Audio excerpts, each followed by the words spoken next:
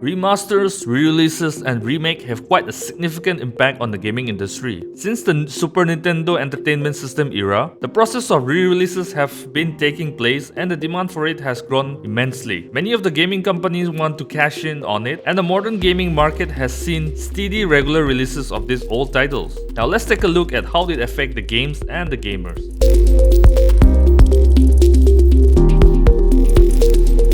One of the earliest remasters start from the time of SNES, where Nintendo packed all 4 classic 8-bit Super Mario Bros. NES titles and convert them into 16-bit with improved sprite work and the ability to save progress anytime. Many people prefer playing the remastered Mario games compared to the classic. From there it took off, and game companies realized they can earn more money by putting in less effort than making a whole new game.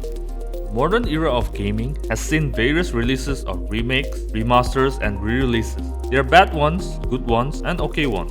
Some of the examples are: bad remastered games includes GTA Trilogy, Warcraft 3 Reforged, Silent Hill HD Collection, Original Crisis Remastered. Good remastered games includes Mass Effect Legendary Edition, Halo Master Chief Collection, Grim Fandango, Age of Empires 2 Definitive Edition, and Diablo 2 Resurrection. And some of the okay remastered games includes Alan Wake, Kingdom of Amalur, Need for Speed Hot Pursuit. The most recent memory of bad remastered games is the GTA Trilogy, the Definitive Edition, which compiles GTA 3, GTA Vice City, and San Andreas into a single package and updated the graphics into a modern standard. But it changes the art style of the original and make it look very cartoonish. I presume to make Trilogy age well, since realistic graphics tend to age faster. To make it worse, it introduced various bugs which were not in the original version of the game, and it was a technical mess. Rockstar gave the green light to make the remaster to a studio named Grove Street Games, who are also responsible for making the infamous mobile port of the said classic games, which was criticized for making an inferior port and cutting corners. Fans also feel betrayed when they removed the original trilogy from Steam, and Take-Two, the publisher, start going after modders of the classic games with lawsuits so that they do not do a better job than Grove Street Games at remastering it. Although patches have been released and Rockstar gave away some free games to people who have purchased the Definitive Edition, the game remains broken as it is. And the opposite remained for the Mass Effect Legendary Edition. BioWare and EA had made the experience of playing the old game so much better in this updated version. They updated the controls and HUD for all the 3 games, especially Mass Effect 1, in which it was hard for me to play the classic version before. But now I was able to finish it this time. The changes in the new version were very significant, and playing all the 3 Mass Effect games back to back with modern graphics made me understand the world and the characters better, and how gameplay and mechanics changes from time to time. This Legendary Edition makes up a lot about the bad press BioWare has been getting for the failure of Mass Effect Andromeda and Anthem, and fans are looking forward to the new Dragon Age and Mass Effect game from them. Game companies have used the tag Remastered to port recent games to new consoles, with high resolution and frame rate and nothing else. Uncharted 4 was ported from PS4 to PS5 as the Legacy Collection, and people have to pay $50 for those who haven't owned the PS4 version and $10 for those who already own it, with little to no changes in the graphics department. Which continues to baffle me because Sony gave that stuff away for free for The Last of Us 2, God of War 2018, Ghost of Tsushima, etc. For PC, this stuff doesn't happen as the game visuals and frame rate upgrades as your PC components does, while the same game version remains in your account. And some games do get a free graphical upgrade, as it is in Skyrim Special Edition, Bioshock 1 and 2 Remastered, Darksiders War Remastered Edition, etc. PC players also have the option to get a remastered edition of a game for free with the help of mods. Resident Evil 4 Remastered was launched on PC with minimal graphics upgrade, and now some fans are working on a graphical overhaul of the game for 8 years, and it will be released in February of this year. A remastered game should not change the tone and feel of the original, or else fans will not like it. The art style should be kept intact. It happens with Halo Combat Evolved Anniversary Edition, in which fans were not happy with the altered structures and environment, although it was a fantastic remaster with lots of work put into it by 343 Industry, and can be altered between the original and the new graphics at the press of a button. The audio of a remastered game should be improved but not sound so different from the original. In Silent Hill HD Collection, Konami changed the voice actors of the main characters that sound like totally different character. Some of the music and songs were removed from the original due to license issues, as in the case of GTA Trilogy the Definitive Edition and Tony Hawk Pro Skater 1 and 2. Classic game modes and community features was also omitted, as in the case of Warcraft 3 Reforged. Sometimes new bugs and optimization issues that were not present in the original emerges and it frustrates the hell out of the fans who were not experiencing the issue before. In Silent Hill Hasty Collection, the atmospheric fog was pared back and the feel of the original was altered. PC mods for the original game will not work on the remastered game and need to be double checked. Visuals of a remastered game might be good, but by the time it is released, the gameplay and controls feels pretty outdated compared to recent games, and it's mainly for nostalgic sake they are released. Nintendo charges full price for its remastered games, no matter how old the game is.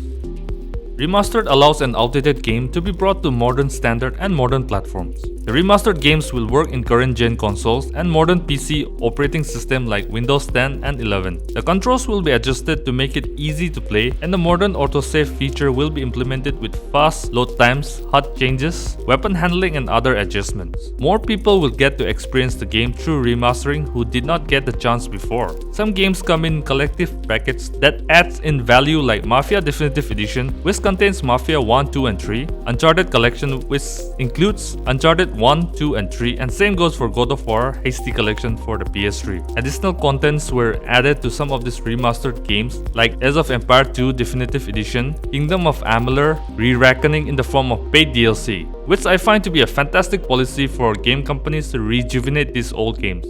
Meanwhile, Remake is a completely different beast with new assets, control, mechanics, game engine, but with the same story and characters. It is not a cheap, less work but more money mentality that game companies have, but requires full attention and effort to make a new game like this. Very good examples are the recent Mafia 1 Definitive Edition, which was a hit among its fans and improves on everything the original did. Now the characters look more lifelike, and controls has been adjusted to suit modern gaming. The world of Mafia come alive and everything looks spectacular. The same goes for the Resident Evil 2 remake, which forgoes the fixed camera angle, the low poly texture of the original, and is now played from a third-person perspective, borrowing some of the elements from Resident Evil 4. Resident Evil 3 remake also have similar offerings, but it was criticized for having a short campaign, cutting off some of the branching choices from the original game. Final Fantasy VII Remake completely goes real-time combat from its turn-based roots and added in some sections which were not there in the original game.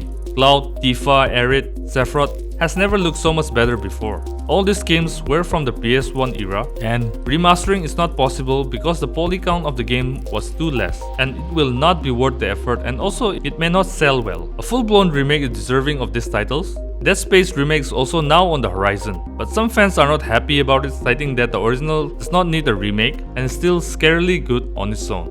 The presence of a vast amount of re-releases, remaster and remake seems to indicate the lack of creativity in the industry, and game companies seems to be avoiding risks as these games were beloved when they were released and is still now. So the chances of success are looking good, and the developers have to rely on things that are already made, so they don't have to think or put as much effort as into making a brand new game. Big companies like Activision, EA, Ubisoft, Take-Two are fully embracing these trends. Activision Blizzard has released Crash Bandicoot, Pyro, Tony Hawk, Call of Duty Remastered, Diablo, Warcraft, StarCraft in recent years, and all of them seems to be a success except for Warcraft 3 Reforged. Crash Team Racing Nitro Fuel, which was originally developed by Naughty Dog for the PlayStation in 1999, had microtransactions as well as Call of Duty Modern Warfare Remastered, which is one of a kind in the industry, and does show the grit of Activision Blizzard. It was first not put in initially to avoid negative reviews of the game, then later on Activision stumped on their word.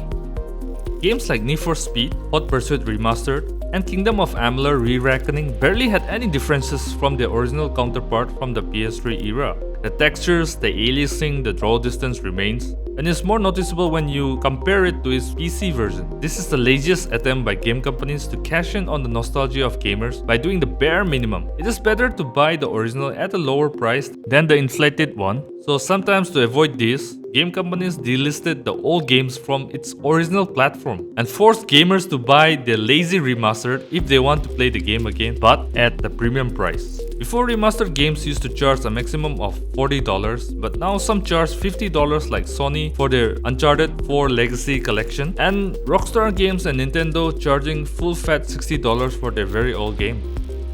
For the executive to decide to remaster a memorable game is easy.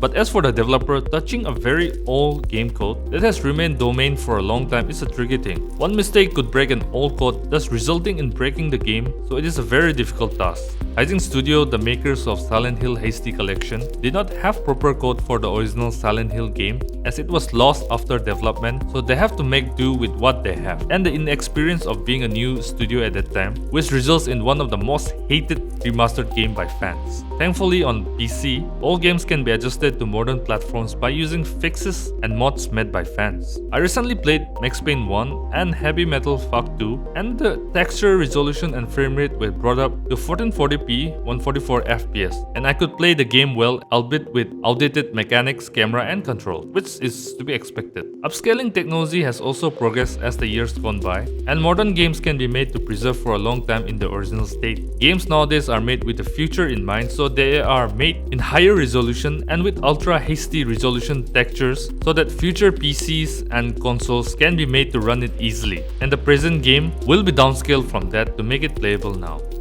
A recent example of rushed and unpolished remastered is the Life is Strange Remastered collection, which includes Life is Strange's original game and its prequel known as Before the Storm. Life is Strange was released in 2015 and is a beloved emotional story-based game which is held in high regards by fans and the gaming community alike, and did not need a remaster. But Square Enix wanted to cash in relying on the goodwill of the game, so they directed Deck 9 Games to prepare a remaster in short notice. Originally, it was supposed to launch a mere 2 weeks after its latest title, Life is Strange True Colors, in late September 2021, but was delayed citing the ongoing work-at-home challenges of the COVID pandemic for 4 months. Then it came out on 1st February 2022, and it was plagued with bugs, glitches, weird development choices that the studio took. Fans were complaining about the facial expression with the animation of the eyes and mouth, along with the teeth of the characters entering the uncanny valley, with stiff emotion and creepy faces. The immersion of the game becomes disjointed when the protagonist has high poly faces but low poly hands and other body parts. Some of the environment lighting looks good, and at other times it is either too bright or too dark. Only the main heroes were touched by the remastered, but the other NPCs look the same as the original, and some are even worse with the new lighting system. Some subtitle comes up with a subtitle file name instead of the accurate text. Sometimes the camera focuses on the bottom of the floor, glitching out, and at the same time jump scares appears too. All of these problems were not there in the original game, and Square Enix is charging $40 for these collections. Deck 9 has promised to fix all these problems in due time. Remastered Remake will continue to exist as fans demand it, and game companies are ready to cash in on it to get some extra bucks playing on the nostalgic factors of gamers. I wish we could move away from these re-releases and try to make new games with new game ideas and innovation, and gaming will continue to thrive and move forward instead of relying too much on the past and creativity hampered by these re-releases.